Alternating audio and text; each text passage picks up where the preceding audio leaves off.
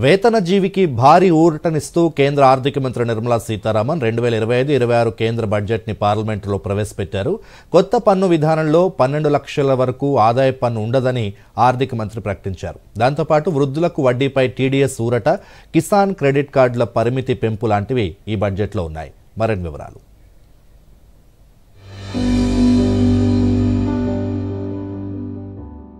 మధ్యతరగతి వేతన జీవులకు కేంద్రం శుభవార్త తెలిపింది. ఇకపై 12 లక్షల రూపాయల ఆదాయం వరకు ఎటువంటి పన్నులు చెల్లించాల్సిన అవసరం లేదు.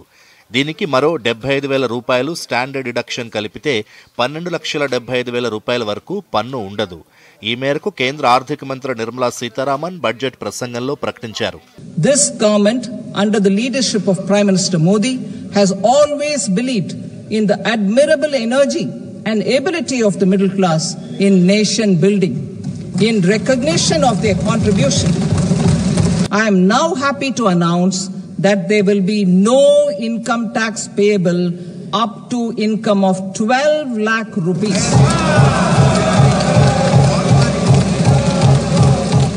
కాగా ఆదాయ పన్ను విధానంలో స్లాబ్లను మార్చుతున్నట్లు తెలిపారు.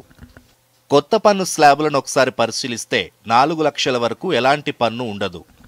4 నుంచి 8 లక్షల వరకు 5%, 8 నుంచి 12 లక్షల వరకు 10% పన్ను, 12 నుంచి 16 లక్షల వరకు 15%, 16 నుంచి 20 లక్షల వరకు 20%, 20 నుంచి 24 లక్షల వరకు 25%, 24 లక్షల పైన ఉంటే గనక 30% పన్ను విధిస్తారు. మరోవైపు వచ్చే వారం నూతన ఆదాయ పన్ను బిల్లును తీసుకురానున్నట్లు నిర్మలా సీతారామన్ ప్రకటించారు. ముందు విశ్వాసం, తర్వాతే పరిశీలన అనే విధానాన్ని ముందుకు తీసుకెళ్లే దిశగా కొత్త బిల్లును రూపొందిస్తున్నట్లు చెప్పారు. వచ్చే వారం బిల్లును పార్లమెంట్లో ప్రవేశపెట్టబోతున్నామన్నారు. ఈ బిల్లు ఆదాయ పన్ను విధానాన్ని మరింత సులభతరం చేస్తుందని పేర్కొన్నారు.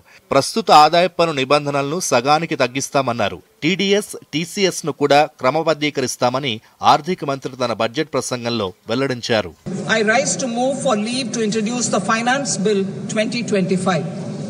కొత్త బడ్జెట్లో వృద్ధులకు నిర్మలా సీతారామన్ ఉపశమనం కల్పించారు. సీనియర్ సిటిజన్స్ కు వడ్డీపై వచ్చే ఆదాయంపై టీడీఎస్ ను 50,000 రూపాయల నుంచి 1,00,000 రూపాయలకు పెంచుతున్నామన్నారు. అలాగే అద్దెలపై వచ్చే ఆదాయంపై టీడీఎస్ ను 2,40,000 రూపాయల నుంచి 6,00,000 రూపాయలకు పెంచుతున్నామని ఆర్థిక మంత్రి వివరించారు. Have very old national savings schemes accounts.